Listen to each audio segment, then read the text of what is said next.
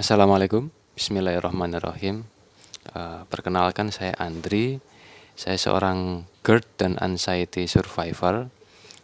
Setahun setengah saya menderita GERD disertai dengan kecemasan, panic attack sudah berkali-kali ya, dan sudah lama nggak kambuh lagi karena saya istilahnya sudah menerapkan saran-saran dari beberapa mentor yang bagus, kayak Om Erik Wibowo, Rohimat, Jaya Saputra, Om Jikri Haddad, pokoknya semua terima kasih untuk mereka dan teman-teman semua. Alhamdulillah sudah tidak pernah panic attack, dan kalaupun panic attack ya nggak apa-apa, itu istilahnya cuma numpang lewat aja. Berusaha untuk memperbaiki pola pikir, pola makan, pola hidup, pokoknya semua yang bagus-bagus secara teori mah udah kita lewati lah ya. Terus dalam video ini saya ingin menyemangati teman-teman yang masih punya kecemasan, masih punya anxiety di tengah wabah pandemi corona ini. Mungkin banyak yang anxiety-nya kambuh karena berita-berita tentang kematian, berita-berita tentang COVID yang semakin banyak, ya kan? Takut kena COVID seperti itu kan, atau parno misalkan orang batuk di lift atau batuk di kendaraan umum, ya kan.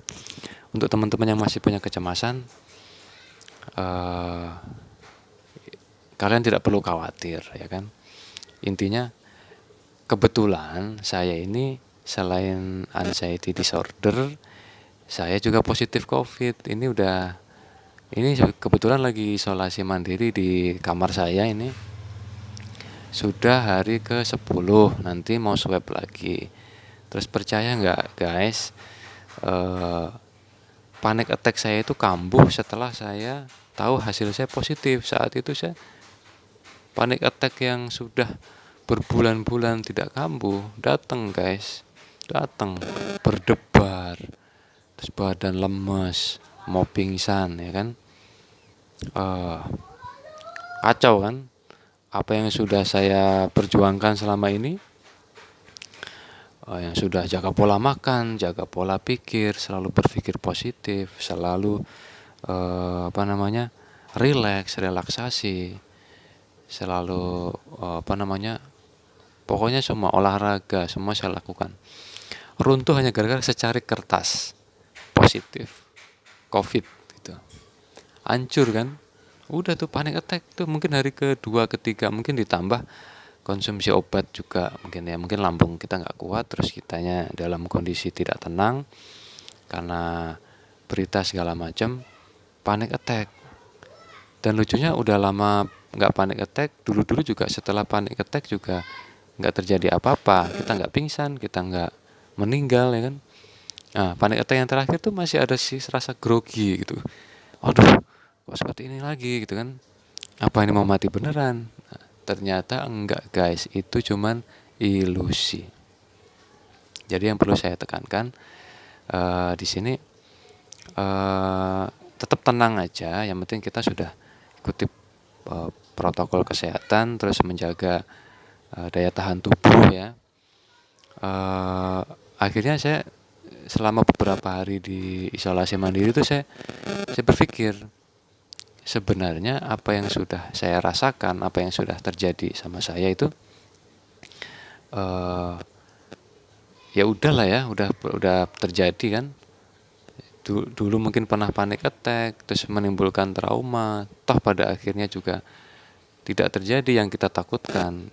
Pas kita lagi beraktivitas, kita juga nggak pingsan, kita juga nggak mati, ya kan.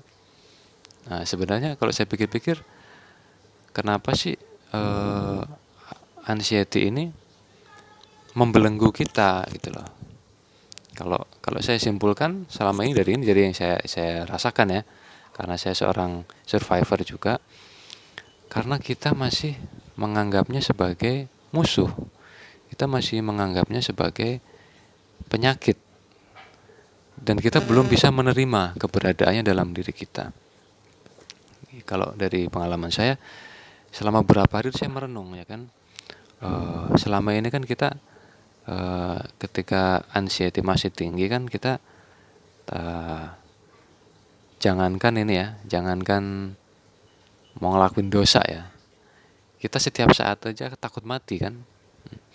Jadi setiap kita mau berbuat dosa atau kita mau ngomongin orang atau kita mau ikut-ikut bermaksiat, kita akan dibayangi jangan-jangan bentar lagi gua mati gitu lah, ya kan.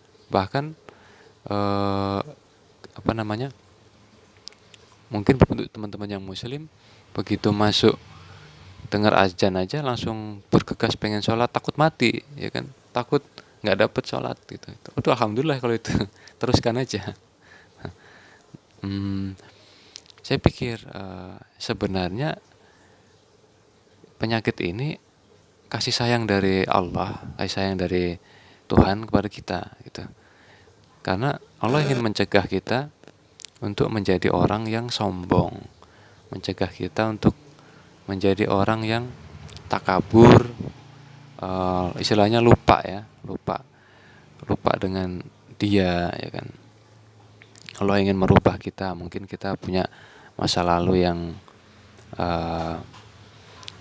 nggak tahu ya, masing-masing orang ya, mungkin kita punya kekurangan, punya, Allah ingin memperbaiki gitu. Kita berpikir, akhirnya apa, saya sadari semua yang sudah saya alami, panic attack yang berkali-kali, perasaan cemas yang sangat tidak nyaman, was-was yang berlebihan, takut yang berlebihan, semua sensasi-sensasi keliengan, vertigo, perut begah, perut kayak ditusuk-tusuk, dada kayak ditusuk-tusuk, perasaan jangan-jangan jantung, jangan-jangan radang paru-paru, jangan-jangan kanker usus, perasaan mencekam yang seperti itu.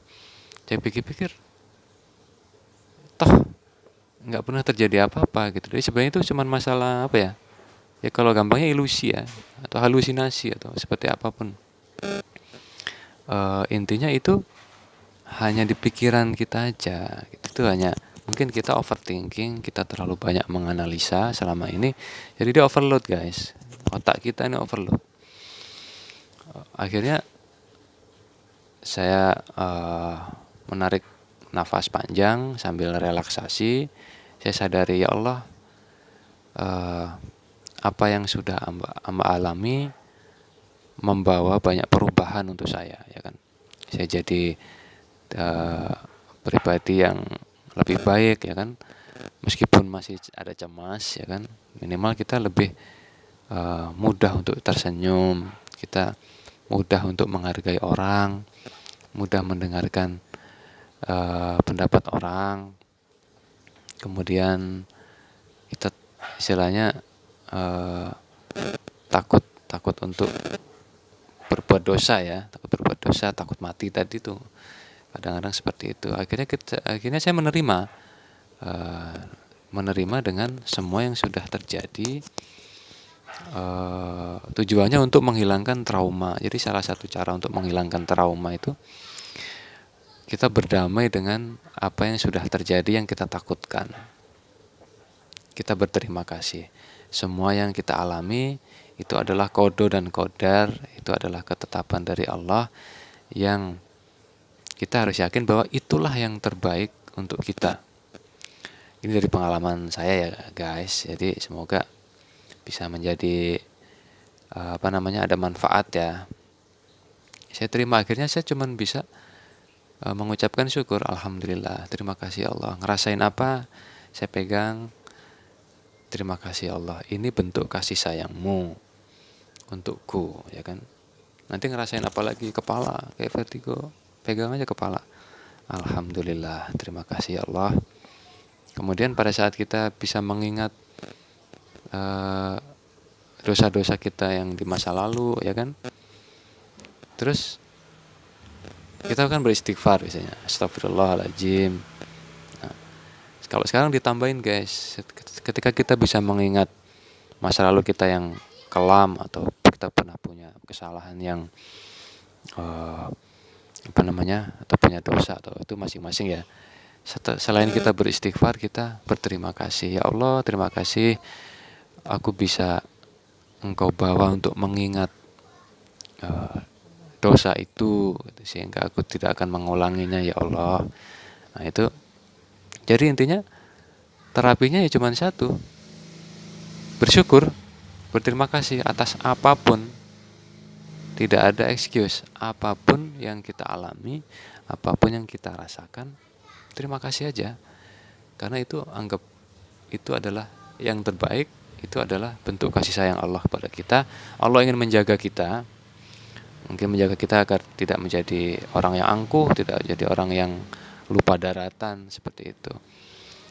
Belum tentu kalau kita sehat terus, kita nggak pernah dikasih GERD, kita nggak pernah dikasih anxiety, atau kayak sekarang saya tidak pernah dikasih COVID, kita akan lupa, merasa bisa, merasa apa-apa mampu, ya kan? Sampai lupa yang maha mampu, yang maha bisa, seperti itu. Jadi coba deh terapi syukur ini guys. Insya Allah ini kecemasan gua karena lagi positif COVID ya. Ini bentar lagi gua mau swab lagi mungkin hari ke-10 nih, besok ya. Ya sekalian doain gua negatif. Kalaupun belum negatif, ya gua akan tetap berusaha untuk bersyukur. Intinya tetap relax, ya kan, tetap positif, dan tetaplah menjadi orang yang ahli syukur dan ahli ikhlas. Oke, terima kasih. Assalamualaikum warahmatullahi wabarakatuh.